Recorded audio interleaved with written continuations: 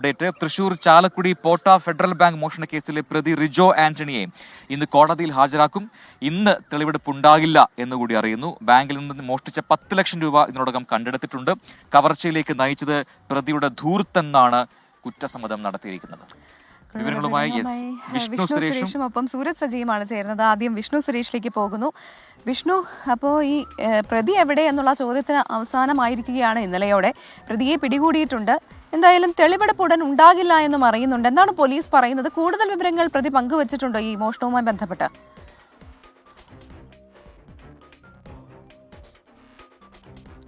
Pravitha, good morning. ഞാനിപ്പോൾ ഉള്ളത് ഈ മോഷണം നടന്ന പോട്ടയിലെ ഫെഡറൽ ബാങ്ക് ശാഖയിലാണ്. ആ മോഷണത്തിൻ്റെ CCTV ദൃശ്യങ്ങളൊക്കെ അന്ന് നമ്മൾ കണ്ടതാണ്.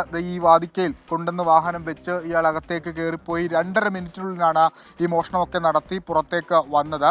ആ പ്രതി കൃത്യമായ ആസൂത്രണം ഈ മോഷണവുമായി ബന്ധപ്പെട്ട് നടത്തിയിരുന്നു. അതായത് ഈ ശാഖയിൽ ഇതിനു മുമ്പ് എത്തി അവിടുത്തെ ഒരു പരിസരങ്ങളൊക്കെ മനസ്സിലാക്കി കൃത്യസമയത്ത് ഇവിടുത്തെ ജീവനക്കാർ ഭക്ഷണം കഴിക്കാൻ പോകുന്ന സമയമൊക്കെ നോട്ട് ചെയ്ത് വെച്ച് ആ സമയം കൊള്ളിച്ച് തന്നെയാണ് ഇയാൾ ഇങ്ങോട്ടേക്ക് എത്തിയത്. പോലീസ് ഇന്നലെ തന്നെ വ്യക്തമാക്കിയിരുന്നു റിജോയുടെ ദൂർത്ത് തന്നെയാണ് ഈ മോഷണത്തിലേക്ക് വഴിവെച്ചതെന്ന്. 15 ലക്ഷം രൂപ ഇവിടുന്ന് മോഷ്ടിക്കപ്പെട്ടു. അതിൽ 10 ലക്ഷം രൂപ റിജോയുടെ വീട്ടിൽ നിന്ന് കണ്ടെത്തിയിട്ടുണ്ട്. 2.5 ലക്ഷം രൂപ 2,90,000 രൂപയോളം കടമായി അയാൾക്ക് ബാധ്യതയുണ്ടായിരുന്നു. ആ ബാധ്യത അടച്ചു തീർത്തിട്ടുണ്ട്.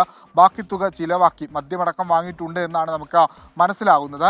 ഇതിൽ ചില വൈരുദ്ധ്യങ്ങൾ ഇയാൾ പറഞ്ഞ മൊഴിയിലൊക്കെ ഉണ്ട് എന്ന് പോലീസ് പറയുന്നു. അതുമായി ബന്ധപ്പെട്ടുള്ള ചില ദൂരീകരണങ്ങളൊക്കെ ഇന്ന് നടക്കുകയാണ്.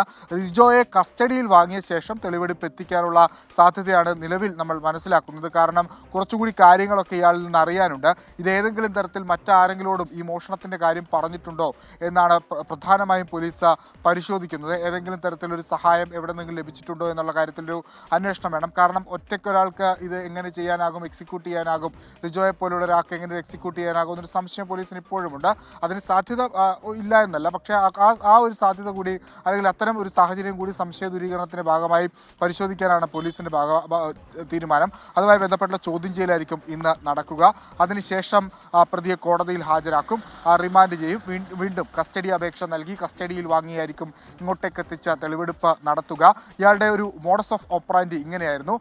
ഈ വീട്ടിൽ നിന്ന് ഇങ്ങോട്ടേക്ക് എത്തുന്നു. അതായത് ഗ്ലൗസും മുഖംമൂടിയും ഈ ഹെൽമറ്റും അതോടൊപ്പം തന്നെ ആളെ തിരിച്ചറിയാതിരിക്കാൻ വേണ്ടി ഇയാൾ ഉപയോഗിച്ചത് ഹിന്ദി ആയിരുന്നു. അതായത് ഇതര സംസ്ഥാന തൊഴിലാളി മോഷണം നടത്തി എന്നൊരു പ്രതിനിധി ജ്വലിപ്പിക്കുന്നതിന് വേണ്ടിയാണ് അത്തരത്തിൽ ഹിന്ദി ഭാഷ ഉപയോഗിച്ചത്.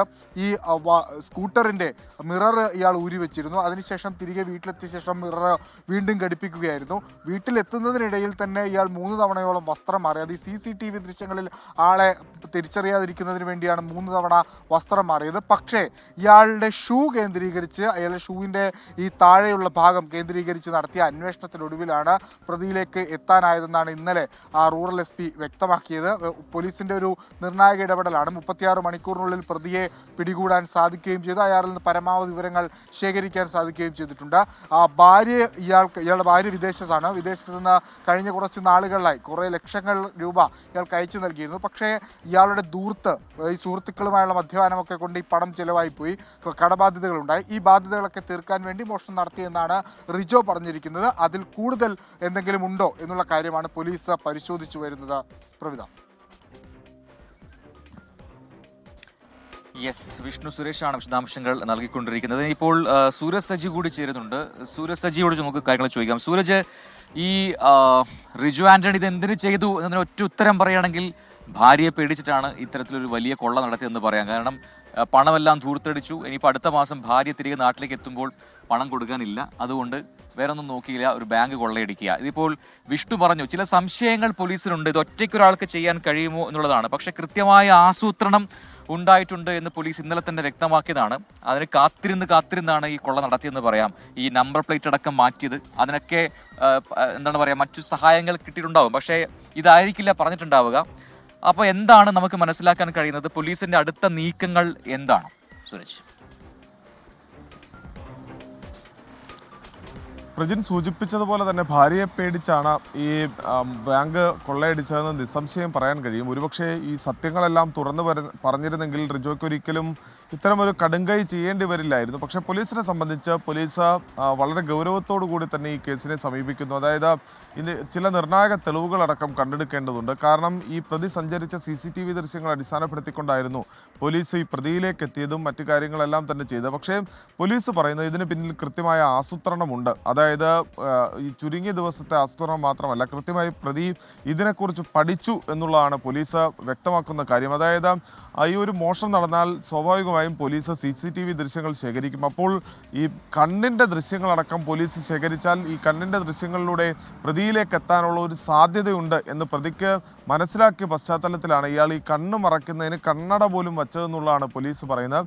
അത്തരത്തിൽ ഏതൊക്കെ രീതിയിൽ പഴുതടയ്ക്കാവോ ആ പഴുതുകളെല്ലാം അടച്ചുകൊണ്ടായിരുന്നു മോഷണം. അതുകൊണ്ട് തന്നെ എന്തൊക്കെയാണ് ഈ ഒരു മോഷണം നടന്നു കഴിഞ്ഞാൽ പോലീസ് അന്വേഷിക്കുന്നത് എന്ന തരത്തിലുള്ള കാര്യങ്ങൾ പ്രതി തന്നെ പരിശോധിച്ചിരുന്നു എന്നുള്ളതാണ് പറയുന്നത്.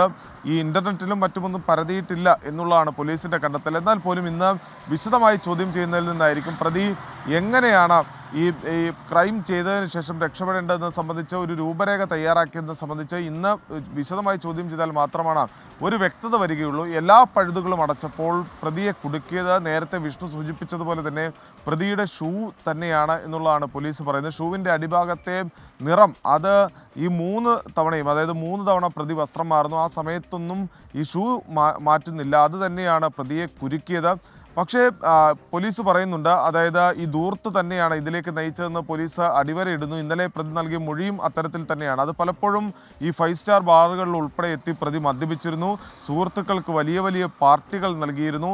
ഇതിനെല്ലാം തന്നെ ഈ ഭാര്യ അയച്ചു നൽകിയ പണമാണ് ഉപയോഗിച്ചത്. അതോടൊപ്പം തന്നെ പലിശയ്ക്ക് വരെ പണം കടം വാങ്ങിയിരുന്നു. ഇന്നലെ ഈ പോലീസ് വീട്ടിൽ നിന്ന് ഈ 15 ലക്ഷം രൂപയിൽ 10 ലക്ഷം രൂപ റിക്കവർ ചെയ്തിരുന്നു. അതിൽ 5 ലക്ഷം രൂപ കൊടുത്തത് ഈ കാടുകുറ്റിയിലുള്ള ഒരു പലിശ ഇടപാടുകാരനാണെന്നാണ്. അയാളുടെ കയ്യിൽ നിന്ന് പലിശയ്ക്ക് പണം വാങ്ങിയിരുന്നു. അയാൾക്ക് 5 ലക്ഷം രൂപ കൊടുത്തു എന്നുള്ളതാണ് പ്രതി മൊഴി നൽകിയിരിക്കുന്നത്. എന്തായാലും ഇന്ന് പ്രതിയെ വിശദമായി ചോദ്യം ചെയ്യുന്നതിൽ നിന്നായിരിക്കും ഈ സംഭവത്തിൻ്റെ കൂടുതൽ ചുരുളഴിയുക എന്നുള്ളതാണ് പോലീസ് വ്യക്തമാക്കുന്നത്. പ്രജിത്ത്. ശരി, സൂരജ് സജിയാണ് വിവരങ്ങൾ നൽകിയത്. പ്രജിൻ, ഞാൻ ആലോചിക്കുന്ന അദ്ദേഹത്തിന്റെ മക്കളെ കുറിച്ചാണ്. ഒരു പെൺകുട്ടിയും ഒരു ആൺകുട്ടിയുണ്ട്. പഠിക്കുന്നതാണ്, സ്കൂളിൽ പഠിക്കുന്ന കുട്ടികളാണ്. അപ്പം അവരുടെയൊക്കെ ഒരു അവസ്ഥ നമ്മൾ ഇന്നലെ തൊട്ടത് പറയുന്നുണ്ട് അല്ലേ?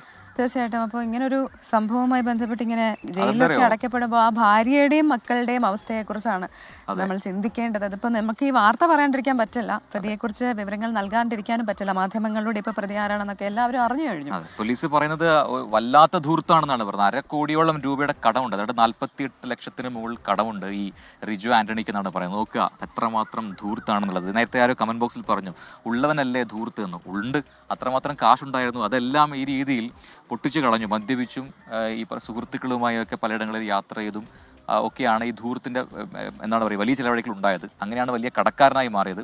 അപ്പോൾ അതിൽ കുറേ പണം ഭാര്യ അയച്ചു കൊടുത്ത പണമൊക്കെ അങ്ങനെ പോയി. അപ്പോൾ തിരികെ ഇനിയിപ്പോൾ അടുത്ത മാസം ഭാര്യ വരുമ്പോൾ പണം കൊടുക്കാനില്ല. അതാണ് കൊള്ളയ്ക്ക് പ്രേരിപ്പിച്ചതെന്നാണ് പോലീസ് ഇപ്പോൾ കണ്ടെത്തിയിരിക്കുന്നത്. പക്ഷെ കൃത്യമായ ആസൂത്രണം അദ്ദേഹം ഇതിനായിട്ട് നടത്തിയിട്ടുണ്ട് പ്രതി എന്നുള്ളതാണ്. അപ്പോൾ ഷൂവിന്റെ നിറമാണ് അദ്ദേഹത്തെ കുടിക്കിയതെന്ന് പോലീസ് പറയുന്നുണ്ട്. പിന്നെ CCTV ദൃശ്യങ്ങളും